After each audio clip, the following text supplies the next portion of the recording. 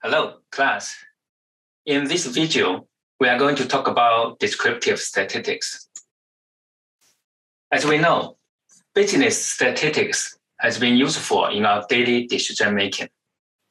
It is a science that transforms raw data into useful information, especially significant managerial insights for our daily decision making. There are three major categories of business statistics. The first one is called descriptive statistics. Intuitively, descriptive statistics aims to collect data, summarize them, and then describe the data in a meaningful way to the decision makers. We will focus on descriptive statistics in this module. The second category is inferential statistics, in which we intend to infer the potential outcome based on a subset of data. For example, in a presidential election or any other major election, people prefer to speculate the likely winners of the election. To do so, we may conduct a poll to collect, say, 1,000 people's opinions and conclude who will be the potential winner. The third category is called predictive statistics, in which we use historical data to forecast the future. For example, we may predict tomorrow's stock prices based on the past performance of our target stocks. We will cover inferential statistics and predictive statistics in modules 4 and 5. Back to the descriptive statistics. The first step is to collect data. There are multiple ways to do so. For example, we may design some questionnaires and send them to our target audience to collect their opinions on certain issues. We may also interview people to collect data, or we may rely on POS machines to collect consumers' purchasing data to do consumer behavior analysis. After collecting the data, we may then summarize and describe them in certain ways for meaningful and intuitive interpretation. To summarize and describe data, one way is to utilize data visualization tools, such as tables and graphs, to present the data. Data visualization has been very useful in understanding the insights of data, especially when presenting the outcome to upper-level managers. The second way is to use some well-known numbers, which is also referred to measures or statistics, such as mean, median, mode, and variance to describe data. We will learn all these concepts in this module. Data are usually described in terms of different variables. There are two basic types of variables: qualitative, which is numeric and categorical, and quantitative, which is numerical.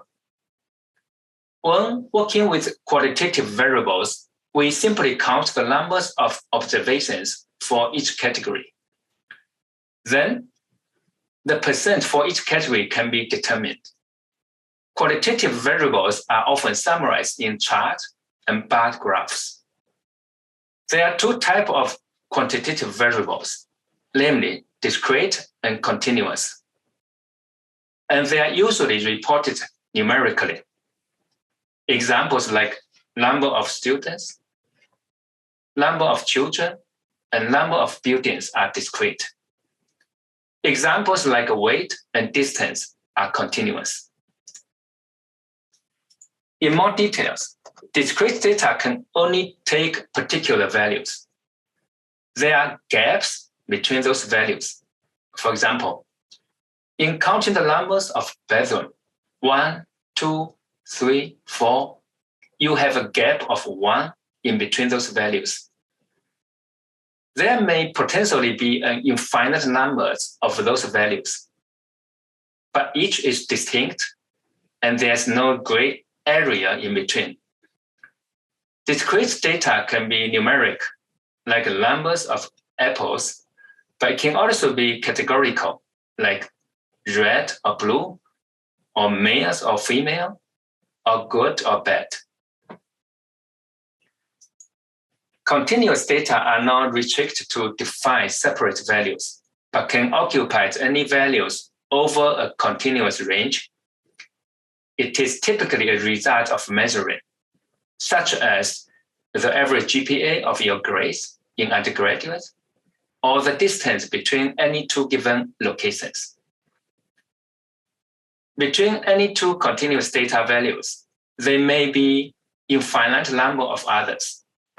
Continuous data are always essentially numeric.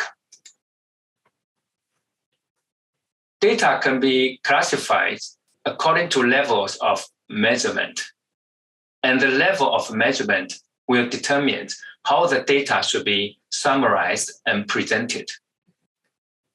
There are 4 typical levels of measurement, namely nominal, ordinal, interval, and ratio.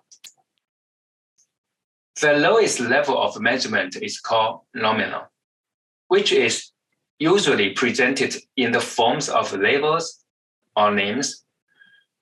The nominal level of measurement does not permit any mathematical operations that has any valid interpretation, even if numbers are assigned to the labels or names.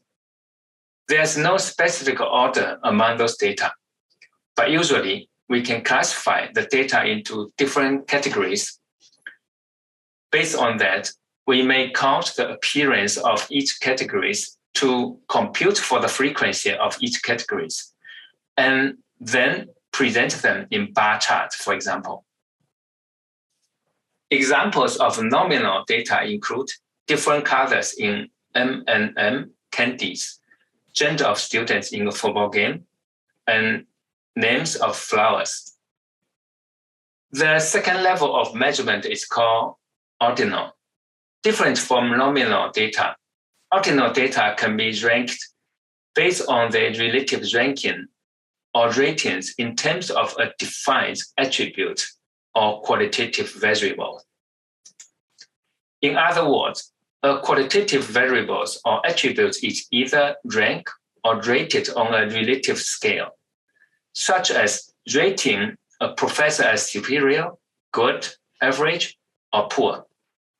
Notice, there's no way to determine the magnitude of the difference between superiors and good or any other ranking. When you name the top 10 states for best business climate, those states are ranked based on the people's preferences. But it is difficult to precisely identify the magnitude of the differences among those states. The third level of measurement is called interval, which has all the characteristics of ordinal level data. Differently, the interval data can also identify the magnitude of the differences between values. In other words, the differences between values are meaningful. However, the value of 0 in the interval data has no natural meaning. An example of interval level measurement is temperature. Temperatures can be ranked, and the differences between the values are meaningful. However, a 0 does not represent the absence of the temperature. In this example of the Fahrenheit temperature, a 0 just means it is really cold.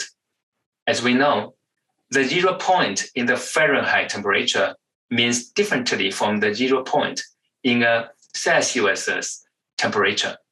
The highest level of measurement is the ratio level. Almost all quantitative variables are ratio level. The ratio data have all the characteristics of the interval data. The 0 point and difference between any two values are meaningful at this level. For example, Money is an example of ratio level measurement. If you have no money, you have $0, and a wage of $50 per hour is twice as much as a wage of $25 per hour. The changes of stock prices and height are also examples of ratios data. We can summarize the 4 levels of measurement in this graph. In particular, we have 4 different levels of measurements: nominal, ordinal, interval, and ratio. Nominal data can only be classified like makes of car. Ordinal data can be ranked like your GPA standing in your class. Interval data like temperature has meaning for the differences between values. And finally, the ratio data have all characteristics of other measurement levels and the natural meaning of the 0 point. In summary, in this video, we discussed the types of business statistics, the types of variables and data, and 4 different levels of measurement. Thank you.